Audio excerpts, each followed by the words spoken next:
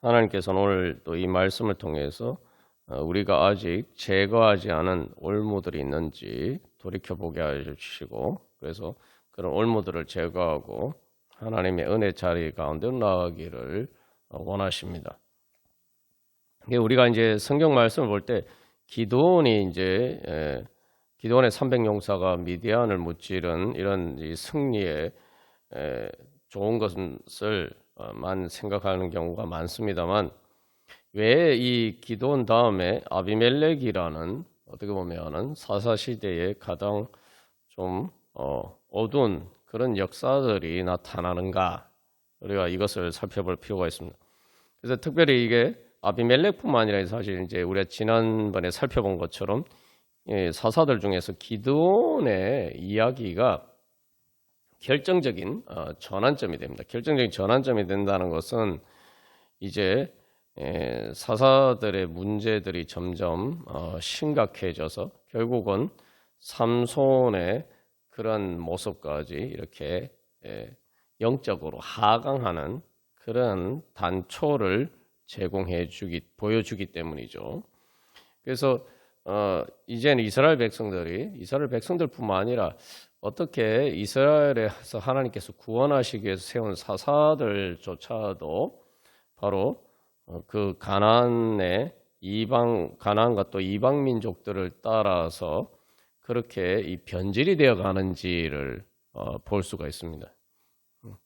그래서 실제로는 하나님을 이야기를 하지만 자꾸 이게 하는 행동 양식들이 말하는 것과 다르게 신앙적이지 않고 오히려 이방 민족들의 그 가나안 족속과 이방 민족들의 그런 세계관과 가치관을 따라서 행하는 그런 모습을 보여주고 있습니다.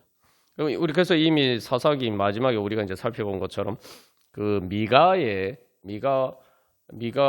그런 문제와 또 단지파의 문제를 통해서 우리가 그런 이스라엘 백성들의 문제들을 살펴봤죠. 그 사실 이게 이제 사사기에만 등장하는 문제가 아니라 똑같은 문제가 계속 반복이 되고, 우리가 이제 생각할 때는 오늘날 우리들은 우리 교회는 이것과 별로 상관이 없다 이렇게 생각할 수 있는데, 사실은 똑같은 행동 양식들이 우리 안에서도 나타납니다.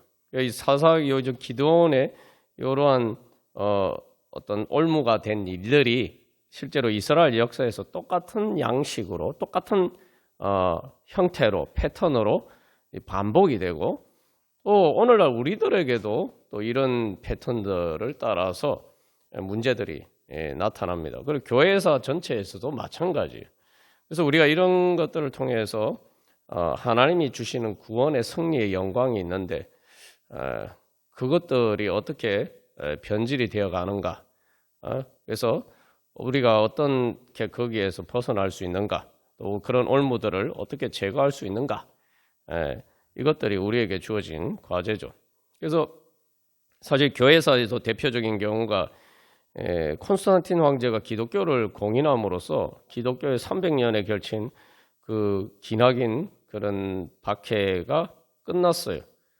그런데 이제 콘스탄틴 황제가 기독교를 공인하고 난 다음에 이제는 예수님을 믿는다는 게 박해를 받는 일이 아니라, 고난의 길이 아니라, 쉽게 말하면 이제 로마 제국에서 출세를 하고 뭔가 이렇게 좀 이익을 얻으려면은 교회를 나가야 되는, 교회를 나가는 것이 오히려 유리한, 그러니까 세상에서 살기에 예전에는 예수님 믿는 것이 좀 이렇게 불리한 조건이었는데, 이제 콘스탄틴 황제가 기독교를 공인하고 난 다음에는 예수님을 믿는 거, 교회를 나가는 것이 세상 사는데 조금 더 유리한 조건이 되었단 말이죠.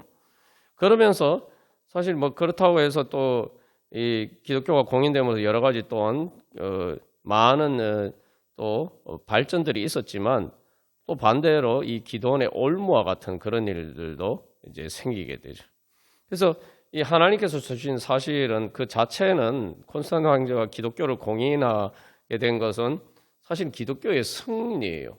기독교가 그 박해 가운데서 결국 로마 제국의 압제하에서 오히려 승리한 그 기드온의 승리와 같은 그런 하나님께서 주신 승리의 영광인데 그 가운데 이제 올무가 생기게 되고 그 올무들을 통해서 많은 또 교회의 문제들도 생겨나게 됩니다. 이게 뭐 크게 교회사에도 그렇지만 또 우리 개인의 삶에도 마찬가지고 그래서 우리가 이런 일들을 통해서 어떻게 우리가 그런 우리도 미처 알지 못하는 올무들이 없는지 잘 돌이켜보고 그런 올무들을 제거함으로써 하나 온전한 구원의 자리 그래서 하나님께서 주신 은혜를 잘 유지를 할 뿐만 아니라 오히려 그것을 더 이렇게 발전시켜서 충만하여서 이 하나님의 제사장 나라로서의 왕 같은 제사장으로서의 그 사명을 감당할 것인지에 대해서 우리가 교훈을 얻기를 바랍니다. 그래서 이 기도원의 요 얘기는 여롯보암 아비멜렉이 등장하기 전에 요 막간의 얘기만 보면은 사실은 이 기도원이 어떤 이제 문제가 있었는지 어떤 문제 단초를 제공했는지 우리가 쉽게 좀 알기가 어려운 부분이 있어서 그냥 넘어갈 때가 많습니다만 요게 이제 사실은 사사기뿐만 아니라 이후에 왕조 시대 또 계속 드러나는 중요한 패턴을 보여줍니다. 그래서 여기서 제일 핵심적인 문제는 우리가 지금 계속 사사기의 중요한 주제인 것처럼 하나님이 왕이시냐 이게 하나님이 왕이시냐. 요게 오늘날도 우리에게 가장 중요한 신앙의 주제죠. 우리가 예수님 믿는 것은 예수님을 우리 왕으로 섬기는 겁니다. 우리가 예수님을 주님이라고 고백하는데 주님이라고 고백하는 것은 지금 예수님이 우리 왕으로 섬기는 거예요. 왕으로 섬길 때 제일 중요한 게 뭡니까? 충성이에요. 충성. 그래서 예수님을 주님으로 섬긴다고 한다는 것은 예수를 우리의 메시아 그리스도로 고백한다는 것은 예수님을 우리 왕으로 섬기는 겁니다. 예수님을 왕으로 섬겨야 하나님 나라가 이루어지는 거예요. 내가 하나님 나라가 뭡니까? 천국이죠. 하나님 나라는 천국에 다시 말하면 예수님을 내가 왕으로 얼마나 섬기고 충성되이 따르는 만큼 하나님 나라의 은혜, 천국의 행복, 하나님께서 주시는 행복을 누릴 수가 있다는 겁니다. 이게 이제 가장 기본적인 신앙의 공식이죠. 이제 보면은 오늘 기도원도 지난번에 우리가 나눈 것처럼 이 8장 23절에서는 분명히 이스라엘 백성들에게 하나님이 왕 되심을 분명히 선포하고 있어요. 근데 문제는 뭐냐 하면은 말은 그렇게 했는데 이스라엘 백성들이 선포를 했는데 실제로 하나님의 왕 되심을 제대로 인정하지 않는 그런 행동으로 그런 걸 보여줘요. 그러니까 말하고 또 공적으로는 분명히 자기가 왕으로 추대하려고 하는데 왕이 되려는 것을 거부를 했죠. 그러면서 공적으로 분명히 그렇게 선언을 했는데 그 이후에 자기가 이렇게 하는 행동을 통해서 실제로 이스라엘 백성들에게는 기도원 자신이 왕인 것처럼 결국 이렇게 드러나게 됩니다. 그러니까 이게 이제 뭐냐면은 우리가 이 공적인 선언과 사적인 행위 사이에 불안한 모순 같은 게 있는 건데 이게 이제 우리가 성화의 과정에서 계속 처리해야 될 문제죠.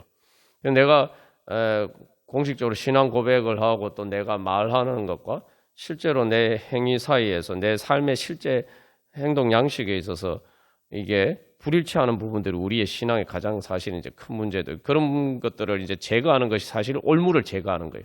이런 불일치가 사실은 우리의 올무가 되는 거예요. 그게 이제 여호수아서에 보면은 이스라엘 백성들이 완전히 정복해라. 완전히 정복하지 않으면 남겨두면은 그게 뭐예요? 올무가 될 것이다. 너에게 올무가 되고 옆구리에 가시가 될 것이고 그렇게 여호수아가 얘기를 했는데 지금 요 8장 27절에서 기도원이 에봇이라는 것을 만들어서 오브라 자기가 처음 하나님을 만난 자리에 딱 두었단 말이죠. 그것이 기도원과 그의 집에 올무가 되었다라고 하죠. 그러니까 여기서 기도원이 남겨두지 말고 제거해야 되는 문제가 있는데 그러한 문제들을 제대로 제거하지 않으므로 그게 올무가 되었단 말이죠. 그러니까 우리도 이걸 우리에게 적용하면 우리도 하나님의 왕 되심을 우리가 당연히 예수님이 주님이라고 고백하죠. 고백하고 또 그렇게 믿고 그렇게 뭐 기도원이 자기가 왕이 되는 걸 거부한 것처럼 그렇게 산다고 하는데 실질적으로는 하나님이 예수님이 우리의 왕이시고 주님이 아닌 것처럼 그렇게 살아가는 그 불일치하는 부분들을 남겨두면은 그것들이 우리에게 올무가 된다는 거예요. 올무가 된다는 것은 하나님이 주신 은혜를 제대로 누리지 못하고 그 올무에 걸리면 어떻게 됩니까? 죽는 거죠. 짐승이 올무에 걸리면 어떻게 됩니까? 올무를 왜 놓습니까? 그러니까 결국은 이 기드온의 자식들이 다 죽어요. 요담을 제외하고 자식이 뭐 70명이나 있는데 다 그것도 다른 사람이 죽인 게 아니라 자기 자식이 아비멜렉이 다 죽여요. 그리고 아비멜렉도 또 죽습니다. 비참하게 죽어요. 실제로 뭐 요 성경 말씀만 보면은 그 요담이라는 아들 외에는 다 죽어버리죠. 결국 어떻게 보면 기드온의 그러한 승리의 영광이 결국 그 자식들에 가서 때에 가서 오히려 정말 비참한 비극으로 끝나는 그러한 장면을 보게 됩니다. 이게 결국은 그 작은 그 기드온이 남겨뒀던 그 올무가 결국은 그 기드온의 가족을 망하게 만드는 자기 스스로 파괴하게 파멸에 이르게 만드는 그런 일이 되죠. 그래서 8장 27절에 뭐라고 얘기하면 기드온과 그의 집에 올무가 되었다. 우리 안에도 그런 올무가 없는지 우리가 잘 돌이켜보고 제거해야 됩니다. 그리고 여기서 중요한 것은 그런 영적인 그렇게 제거하지 않고 남겨둔 건 분명히 올무가 돼요. 그게 어떤 식으로 드러나서 우리에게 영향을 미치게 되어 있습니다. 자, 그러면 이게 왜 이 올무가 됐냐? 그 에봇이라는 것은 원래 이제 그 제사장이 입는 옷이에요. 제사장도 그냥 제사장이 아니고 대제사장이 옷을 입고 다른 제사장들과 달리 대제사장만 그 옷 위에다가 에봇을 이렇게 착용하게 되어 있습니다. 그래서 여기 화면에 있는 것처럼 요게 에봇이죠. 요게 제사장. 이게 그래서 대제사장만 그 일반 제사장의 의복 위에 이렇게 그 권위를 나타내기 위해서 이렇게 착용하는 겁니다. 요거는 근데 이 에봇이 뭐 하는 역할이 뭐냐 하면은 단순한 뭐 대제사장임을 표시하는 게 아니라 여기에 우림과 둠밈이 있고 이게 뭐냐 하나님의 계시를 받는 이제 그 도구예요. 그러니까 이제 요 자체만을 보면 기드온이 에봇을 만들었다는 것은 그 자체는 꼭 나쁜 의도라고 볼 수는 없어요. 왜냐하면은 이 에봇은 하나님의 계시를 받는 거니까 자기가 여기 오브라라는 곳이 뭡니까? 원래 자기가 하나님을 만난 것이 하나님을 만나서 계시를 받고 거기에 또 제사도 지냈지 않습니까? 그러니까 이제 계속 그 하나님의 승리를 구원의 승리를 기념하면서 또 계속 자기가 하나님의 뜻을 구하고 하자 하는 어떻게 보면은 상당히 이게 좋은 신앙적인 의도라고도 볼 수가 있어요. 예? 그래서 그런데 문제는 뭐냐면 이게 이제 변질이 됐다는 거예요. 그 변질이 그래서 이제 다윗도 보면은 이제 이후에 보면은 어떤 일이 있을 때 하나님께 묻기 위해서 에봇을 가져와라 이렇게 이야기를 합니다. 근데 그 에봇과 이 기드온 에봇이 틀린 거예요. 여기에서 벌써 이제 첫 번째 문제가 나타나요. 첫 번째 문제는 뭡니까? 분명히 여기에 실로의 성소가 있어요. 실로의 성소가 있고 거기에 분명히 대제사장의 에봇이 있어요. 그것은 하나님께서 만드신 모세를 통해서 만드신 대로 만들어진 에봇이 있단 말이에요. 그런데 지금 기드온이 또 다른 에봇을 다시 자기가 만든 거예요. 그러니까 여기서 사실 이게 이제 이스라엘 백성들에게 이게 실제로 뭘 의미하냐면은 기드온이 일종의 사실은 실질적으로 왕이 되기는 거부했지만 실질적으로 기드온이 대제사장의 역할을 하는 거죠. 그러니까 왕이 되는 것은 거부를 했지만 사실은 기드온이 자기의 어떤 종교적인 그런 권위를 계속 유지하는 수단이 된 거죠. 그리고 여기 보면 금이 1700세겔이라고 나옵니다. 근데 이게 진짜 많은 양이에요. 적게 잡으면은 세겔을 어떻게 측량하냐에 따라서 다른데, 적게 잡으면 19kg, 20kg 가까이 되는 금이고, 많게 잡으면 32kg입니다. 여러분, 금이 19kg, 32kg이면 이게 엄청난 양이죠. 근데 원래 이제 제사장에 애본 만들 때는 요게 이제 금실을 만들기 위해서 금을 씁니다. 그 금실이라는 건 뭐 금을 얇게 두들겨 펴가지고 실처럼 가늘게 잘라서 하는 거니까, 사실 대제사장 애봇 만들 때 출애굽기에 원래 그 대제사장 애봇을 만들 때 별로 그 금이 그렇게 많이 들어가지 않아요. 근데 여기는 금이 뭐 19kg, 30kg이니까 이게 엄청난 양의 금인데, 결국은 여기서 이제 두었다는 것처럼 이게 단순히 애봇만 만든 게 아니고 여기 이제 이렇게 하면서 완전히 금으로 일종의 그 성소처럼 만든 거예요. 그러니까 기도원은 뭐 자기의 실제로 기도원이 어떤 의도를 가졌는지는 알 수가 없습니다만, 하나님의 뜻을 묻고 또 그런 의미로 당연히 했겠지만, 중요한 것은 그것이 이스라엘 백성들 보기에는 기도원이 새로운 대제사장인 거예요. 실로에 분명히 성소가 있고 대제사장 에봇이 있는데, 이제 거기 가서 하나님의 뜻을 묻는 게 아니고 뭐예요? 기도원이 에봇을 세우는 그 오브라에 와서, 거기 와서 하나님께 묻고, 그래서 여기 보면 뭐, 야, 우리가 저기 여호와께 무엇을 어떻게 할지 뭐 하나님께 물어보자 하는데, 이제 실로의 성소로 안 가고 기도원이 그 에봇을 세우는 오브라로 가는 거예요. 그래서 이 금으로 이제 그렇게 이제 또 세웠으니까, 사실 이제 그런 종교적인 권위도 있고, 그 다음에 기도원의 정치 그런 승리의 영광도 있고, 그러니까 이제 일종의 시기는 요즘 정치적인 인기가 많았을 거 아닙니까? 그런데 거기다 이제 종교적인 권위를 통해서 계속 그걸 유지하는 거죠. 예. 그리고 그 결과 어떻게 됩니까? 거기 가서 뭐 그 다음 쉽게 말하면은, 거기 가서 그러면 사람들이 제사도 지내고 하나님께 제사도 지내고, 당연히 하나님께 제사를 지냈겠죠. 뭐 기도원이 우상숭배한 건 절대 아니잖아요. 근데 그리고 에봇이라는 것 자체가 옷이지, 옷 모양이지, 저 자체가 뭐 우상은 아니란 말이죠. 그러니까 어쨌든 거기 가서 하나님을 섬긴다고 하면서 가서 하나님께 묻고, 기도원이 일종의 대제사장 역할을 하고, 그리고 거기서 제사를 지내고 뭐 거기서 헌금도 하고, 그러니까 결국 그걸 통해서 이제 기도원이 실질적으로는 그 신정일치의 그런 왕과 같은 그런 역할들을 하게 된 것이죠. 그러니까 이제 그게 결국은 실질적으로 또 다른 의미에서 왕이 되었단 말이죠.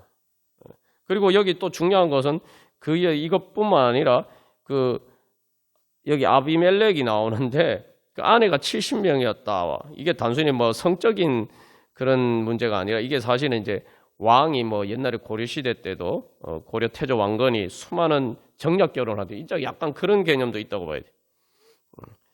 그러니까 이거는 그 다음에 이런 행태들이 지금 사실은 자기가 왕이 되기를 거부했지만 실질적으로 하는 행동은 왕처럼 행동하는 거예요. 예. 그리고 여기 아비멜렉이라는 이름이 중요한데, 이것도 뭐 여러 가지 견해가 있습니다만, 아비멜렉이라는 이름 자체가 내 아버지는 왕이라는 얘기예요. 그럼 아비멜렉의 아버지가 누굽니까?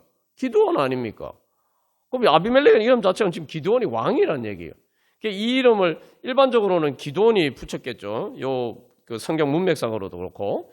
그런데 여러 가지 해석이 달라져서 이게 기드온이 아니고 세겜에 있는 사람들은 세겜의 그 아비멜렉의 엄마가 그렇게 붙였다.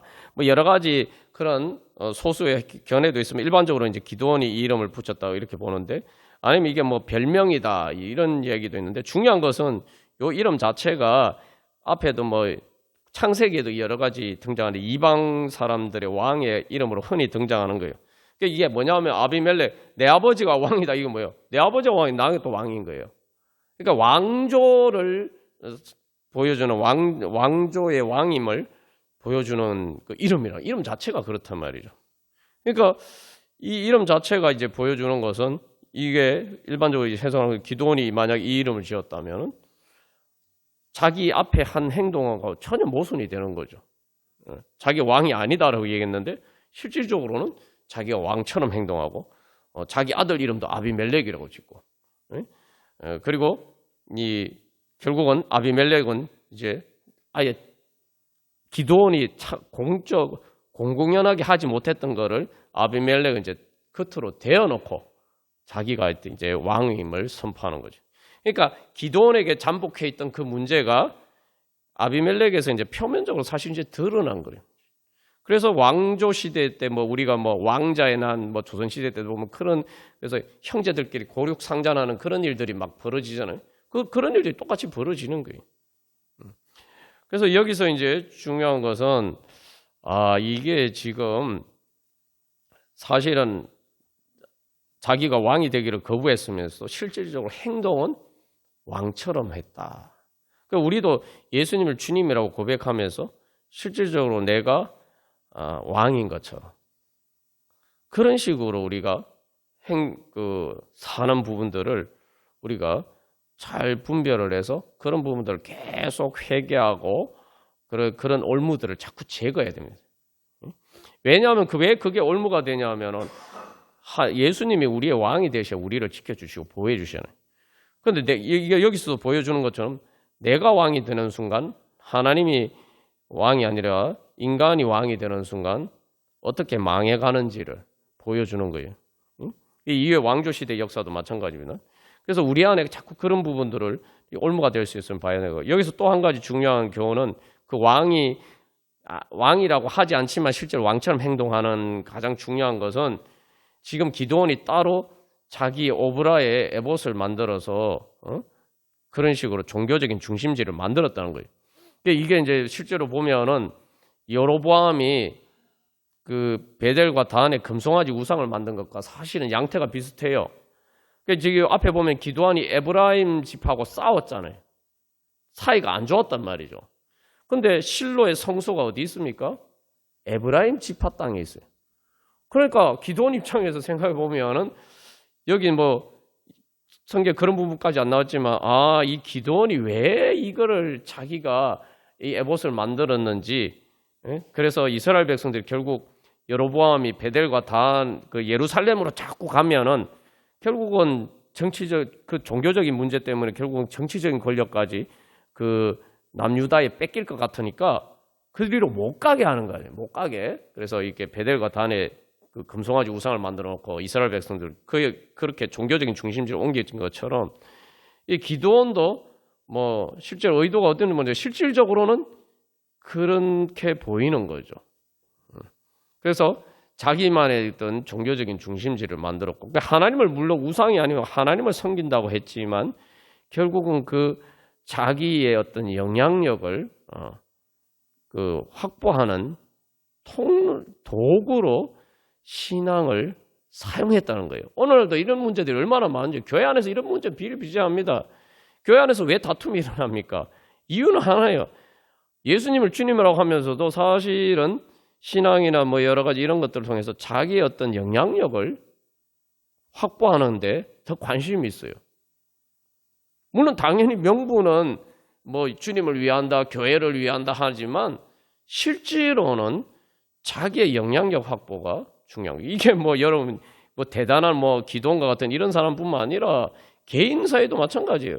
뭐 교회 안에서도 그런 모임들 안에서도 마찬가지고 계속 어떤 자기의 인간적인 영향력을 확대하는데 인간적인 영향력을 확보하는데 거기에 관심이 있다 보니까 교회 안에서 자꾸 다툼과 분쟁이 일어난 거예요. 그리고 중요한 건 아무리 우상을 만들려고 하는 동기가 없었다 하더라도 중요한 거는 분명히 실로의 대제사장이 있고 거기에 하나님이 이미 하나님의 율법을 통해서 만들어진 에봇이 있는데 자기가 따로 만들었다는 거예요. 결국은 이 하나님의 신앙적인 동기라 하더라도 하나님의 방법대로 하나님의 말씀대로 하지 않았다면 그러니까 이 실로에 있는 성소에 있는 에봇은 모세를 통해서 하나님이 식양을 보여주시고 그거에 따라서 만든 거예요. 근데 이거는 기드온이 자기가 자의적으로 만든 거예요. 그러니까 이런 식으로 해서 이제 변질이 되어가는 거죠. 결국은 그래서 하나님 만드신 게 아니라 자기가 만든 어떤 신앙의 명분을 가지고 있던 자기가 만든 자기 방법대로 그래서 신앙생활을 하는 거죠. 그러니까 그것들이 결국은 올무가 되고 실제로 에봇이 우상은 아닌데 결국 우상처럼 됐단 말이에요. 그래서 음란하게 섬겼다 이 말이 중요한데 아니 그냥 위하면 되죠. 음란하게 위한다는 게 뭐냐면은 생각해보세요. 실로의 성소가 있고 거기에 대제사장 에봇이 있는데 여기 지금 기도원의 에봇 같이 섬긴단 말이에요. 그러니까 뭐예요? 쉽게 말해 양다리 걸친 거하고 비슷하단 말이죠. 그래서 음란하게 섬긴다. 그러니까 우리가 신앙생활할 때도 그럴 때가 많습니다. 그래서 우리가 다시 한번 이 말씀을 통해서 내 안에 또 우리 안에 나도 모르게 이런 올무가 없는가? 내가 예수님을 왕으로 섬긴다고 하면서도 실질적으로 어떤 내 영향력과 뭐 좀 더 내 발언과 그런 또 인간적인 방법으로 사실은 변질시키고 있는 부분들이 없는가? 우리 안에 그런 부분들이 없을 수가 없어요. 그래서 중요한 거는 그런 부분들을 계속 우리가 깨달아 알고 또 우리가 제거하고 그래서 예수님의 왕되심을 선포할 뿐만 아니라 실제로 우리가 그렇게 거기에 주님의 방법대로 철저하게 순종하고 따르는 그러한 회개의 역사가 있을 때 우리가 이런 올무를 제거하고 오히려 이제 하나님의 은혜의 역사를 위해서 우리가 전진할 수가 있을 겁니다. 우리 이 시간 함께 기도하겠습니다.